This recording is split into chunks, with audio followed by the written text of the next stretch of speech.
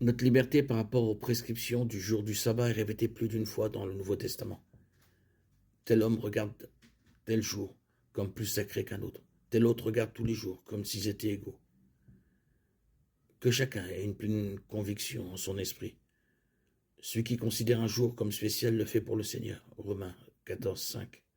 Mais maintenant que vous connaissez Dieu, ou plutôt que vous êtes connus de Dieu, comment retournez-vous à ces forces faibles et misérables? Voulez-vous de nouveau être esclaves d'elles? Vous observez des jours, des mois, des temps et des années particulières? Galates 4, 9, 10.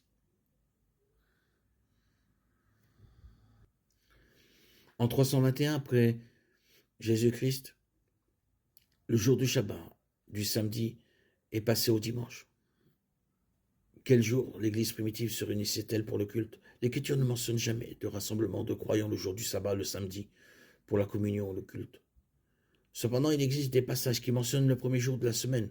Par exemple, Acte 27 déclare que le premier jour de la semaine, nous nous sommes réunis pour rompre le pain. Dans 1 Corinthiens 16, 2, Paul donne cette instruction, que chacun de vous mette à part le premier jour de la semaine une somme d'argent proportionnelle à ses revenus. Puisque Paul désigne cette offrande comme un service dans 2 Corinthiens 9, 12, cette collecte doit avoir été liée au service du dimanche de l'Assemblée chrétienne. Historiquement, c'est le dimanche et non le samedi qui était le jour de réunion normale des chrétiens dans l'Église. Et cette pratique remonte au 1er siècle. Le sabbat a été donné à Israël et non à l'Église. Le sabbat est toujours le samedi et non le dimanche et n'a jamais été changé. Le sabbat fait partie de la loi de l'Ancien Testament et les chrétiens sont libérés de l'esclavage de la loi. Galates 4, 1, 26. Romains 16, 4. Je veux dire que l'héritier, tant qu'il est un enfant, n'est pas différent d'un esclave, bien qu'il soit le propriétaire de tout.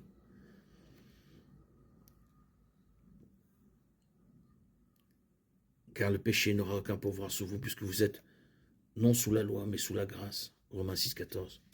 L'observance du sabbat n'est pas exigée du chrétien, que ce soit le samedi ou le dimanche, le premier jour de la semaine. Le dimanche est le jour du Seigneur. Apocalypse 1, 10. Je fus ravi en esprit le jour du Seigneur, et j'entendis derrière moi une voix forte comme le son d'une trompette. Certains prétendent qu'un décret de l'empereur Constantin était qu'on devrait célébrer la nouvelle création avec le Christ comme notre Sauveur, ressuscité le jour du dimanche. L'apôtre Paul a dit que chaque chrétien devrait décider s'il veut observer un repos sabbatique. Tel regarde tel jour comme un autre, tel autre regarde tous les jours comme égaux.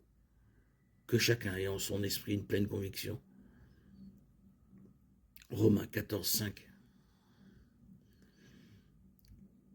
Nous devons adorer Dieu tous les jours, pas seulement le samedi ou le dimanche.